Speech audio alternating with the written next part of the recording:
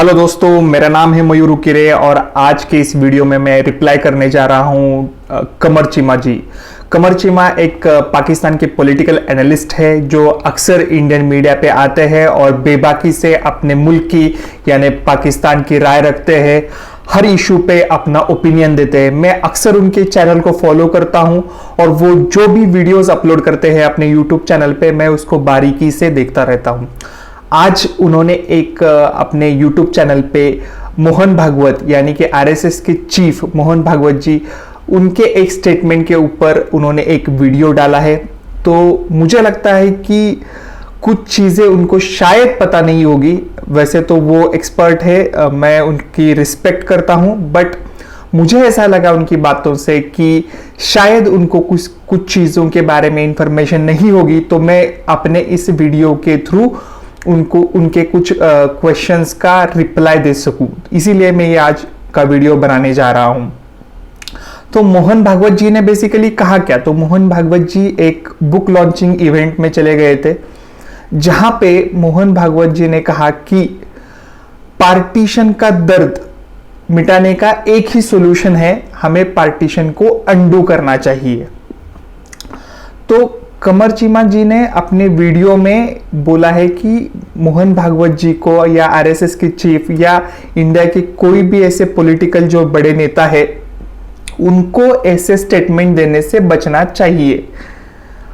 तो बात तो सही कह रहे हैं, क्योंकि माजी की चीजें यानी कि जो हिस्ट्री में जब हो चुका है उसके बारे में अभी बात करने से कुछ होने वाला है नहीं।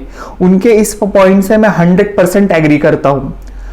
और उन्होंने ये भी कहा कि हमें आगे का कोऑपरेशन देखना चाहिए, जिस तरीके से नरेंद्र मोदी बोलते हैं कि हमें गुर्बत यानी कि गरीबी के खिलाफ मिलकर लड़ना चाहिए। ये 2-3 पॉइंट्स के ऊपर मैं उनसे 100% एग्री करता हूं, बट मैं उनको 2-3 चीजों के ऊपर क्लैरिफिकेशन देना चाहता हूं। हमारे वाजपेयी जब प्रधानमंत्री थे तब हमारे जो डेप्यूटी प्राइम मिनिस्टर थे, जो उपपंत प्रधान थे, लाल कृष्ण आडवाणी, उनसे एक पाकिस्तानी जर्नलिस्ट ने पूछा था कि आपका ओपिनियन क्या है अखंड भारत पे, ये जो आरएसएस की जो कंसेप्ट है अखंड भारत, या क्या आप सोचते हैं कि कभी जाके इंडिया और पाकिस्तान एक बन जाएंगे। तो उन्होंने उसका काफी क्लियर आंसर दिया था। मुझे याद है लाल कृष्ण आडवाणी ने यह कहा था कि ऑब्वियसली ऐसा तो नहीं होगा कि दोनों कंट्रीज एक बन जाएगी, यानी कि मतलब दोनों कंट्री फिर से एक बन जाएगी, दोनों का एक ही फ्लैग वगैरह रहेगा, इस टाइप से तो कुछ होने वाला नहीं है। बट शायद फ्यूचर में अगर people to people contact increase हुआ, अगर दोनों देश के बीच के जो मसले हैं वो अगर हल हुए, तो दोनों देश एक साथ आके को फेडरल सिस्टम बना सकते हैं। को फेडरल सिस्टम मतलब पाकिस्तान जैसा है वो अलग मुल्क रहेगा, भारत एक अपना अलग मुल्क रहेगा, खाली बीच की जो बॉर्डर है वो नहीं रहेगी। जो लोग यहाँ से वहां जाना चाहते हैं, वहां से यहाँ आना जाते हैं, वो फ्रीली ट्रेवल कर पाएंगे। वहां का पाकिस्तानी बंदा इधर आके काम कर पाएगा, भारत का बंदा उधर जाके काम कर पाएगा। अभी ये कंसेप्ट तो आपको देखने में ये लगे कि यार ये तो कुछ हम लोग ड्रीम लैंड में रह रहे हैं, कुछ तो ख्याली पुलाव बना रहे हैं, बट ये हमारे यहाँ यूरोप में हो चुका है। जिन मुल्कों ने एक दूसरों के खिलाफ 100 साल की जंगें लड़ी, आज यूरोप में जाके देखो तो वो एक कंधे से कंधा मिला के चल रहे हैं। फ्री पासेज हो रहा है लोगों का एक बॉर्डर, वहां पे कोई ऐसी मिलिट्री खड़ी नहीं है या बीच में कोई इलेक्ट्रिक तारे वगैरह नहीं लगा दी है। लोग यहां से जाते हैं वहां काम करते हैं। पोलैंड वाला मतलब कई लोग तो रहने में इधर है, लेकिन सुबह मॉर्निंग में जाके बॉर्डर के उस पार जाके दूसरे कंट्री में काम करके शाम को इधर आ जाते हैं। तो ये इस दुनिया में हो चुका है। जो देश, जो मुल्क एक दूसरों के साथ जिन्होंने 100 साल जंगे की है, वो सब जंगे भूल के आज एक साथ आ चुके हैं। तो यही बात भारत और पाकिस्तान के बीच में भी हो सकती है। इसी को आरएसएस कहता है कि पार्टीशन को अंडू करना। तो पार्टीशन को अंडू करने का क्या मीनिंग है, इससे पहले आपको समझना पड़ेगा कि उनके हिसाब से अंडू का मतलब है कि जो हुआ वो भूल जाओ और एक साथ आ जाओ।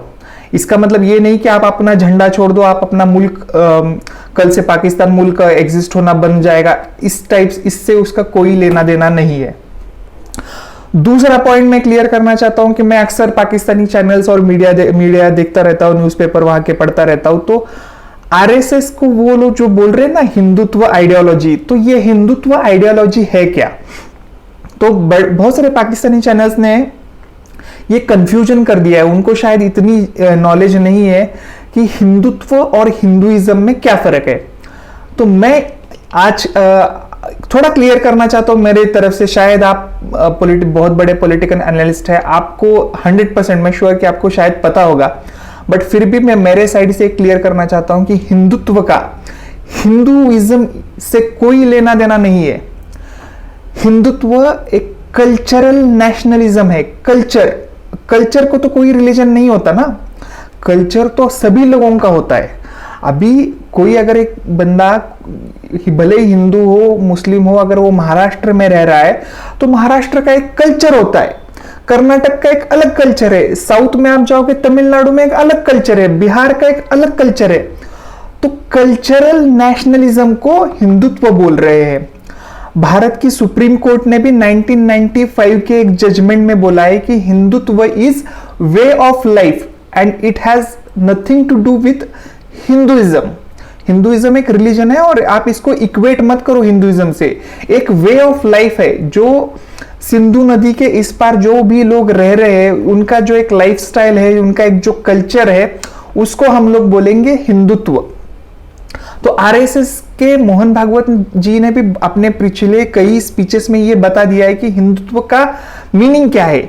हिंदुत्व यानी ये नहीं कि वो लोग चाहते हैं कि आप हिंदुत्व के सपोर्टर है, मतलब वो चाहते हैं कि भले ही कोई इंसान मुस्लिम हो बट उसे ये एक्सेप्ट करना चाहिए कि उसका कल्चर सऊदी अरेबिया से नहीं है, उसका कल्चर सब कॉन्टिनेंट से जुड़ा है, उसका कल्चर बर्रे सगीर से जुड़ा है, ना कि मिडिल ईस्ट से जुड़ा है। भले ही वो कोई रिलीजन उसका मिडिल ईस्ट से ओरिजिनेट होता है, उनसे आरएसएस को कोई प्रॉब्लम नहीं है। मोहन भागवत जी ने अपने पिछले कई सारे स्पीचेस में क्लियर किया है कि आपकी पूजा पद्धति, अभी पूजा पद्धति मतलब वर्शिप करने की मेथड, भले ही आपकी वर्शिप करने की मेथड अलग हो, हमारी अलग हो, उससे हमें कोई लेना देना नहीं है। व्हाट वी थिंक कि एक कोई तो सुपर पावर एक ही है, आप किसी भी वे से चले जाओ, भले ही आप इस्लाम को मानते हो, भले ही आप क्रिश्चियनिटी को मानते हो, कोई बुद्धिज्म को मानते हो, सभी लोग एट द एंड सेम ईश्वर की यानी सेम पावर यानी सेम अल्लाह को वो सब लोग पूज रहे हैं। बस उनकी पूजा पद्धति वर्शिप करने की मेथड अलग अलग है, जिससे हमें कोई प्रॉब्लम नहीं है। ये उन्होंने बहुत बार क्लियर कर चुके हैं। उन्होंने लास्ट 5 जून के एक स्पीच में भी बोला भी है कि वो इंसान हिंदू हो ही नहीं सकता जो बोलेगा कि हिंदुस्तान में मुस्लिम नहीं रहेंगे। जो पाकिस्तान में एक बार बार बताया जाता है कि आरएसएस का कंसेप्ट है, आरएसएस हिंदू राष्ट्र बनाना चाहता है, हिंदू राष्ट्र बनाना चाहता है। तो हिंदू राष्ट्र का ये मीनिंग नहीं है कि हम लोग मुस्लिमों को हटा देंगे या खाली ये हिंदू राष्ट्र हिंदू लोगों के लिए रहेगा। मोहन भागवत जी ने क्लियरली बोला है कि अगर ऐसा कोई इंसान कहता है कि यहाँ पे कोई मुस्लिम नहीं रहना चाहिए तो वो हिंदू नहीं है। तो दो चीजों की बिल्कुल एक दूसरे के साथ गड़बड़ नहीं होनी चाहिए। हिंदुत्व एक अलग कंसेप्ट है, हिंदुइज्म एक अलग कंसेप्ट है। आरएसएस का फोकस हिंदुत्व के ऊपर है।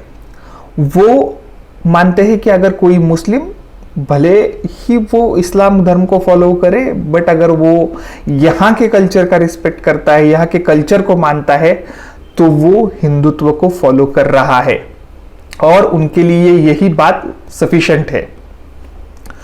तो ये जो पाकिस्तानी मीडिया में जो क्रिएट किया जा रहा है हिंदुत्व आइडियोलॉजी, आपके प्राइम मिनिस्टर भी बहुत बार बोलते हैं इमरान खान की आरएसएस हिंदुत्व। मुझे शॉकिंग लगता है कि एक ऐसा पढ़ा लिखा बंदा इमरान खान उसने आज तक विकिपीडिया पे जाके सर्च नहीं किया कि हिंदुत्व क्या है। हमेशा बोलते रहता है वो कुछ भी आरएसएस हिंदुत्व की आइडियोलॉजी है, जब तक आरएसएस और बीजेपी की हुकूमत रहेगी हमारे रिश्ते अच्छे नहीं होंगे। ये एक प्राइम मिनिस्टर को शोभा नहीं देता कि दूसरे कंट्री में कौन सी गवर्नमेंट रहे, ये आपके ऊपर डिपेंडेंट नहीं है, वो वहां के लोगों के ऊपर डिपेंडेंट है। मैं ऐसा नहीं बोल सकता कि पाकिस्तान में इमरान खान की गवर्नमेंट नहीं होनी चाहिए, क्योंकि मेरा कोई राइट नहीं है। वहां की जो लोग चाहे जिसे चाहे बनाना वो उसकी सरकार वहां पे बना सकते हैं।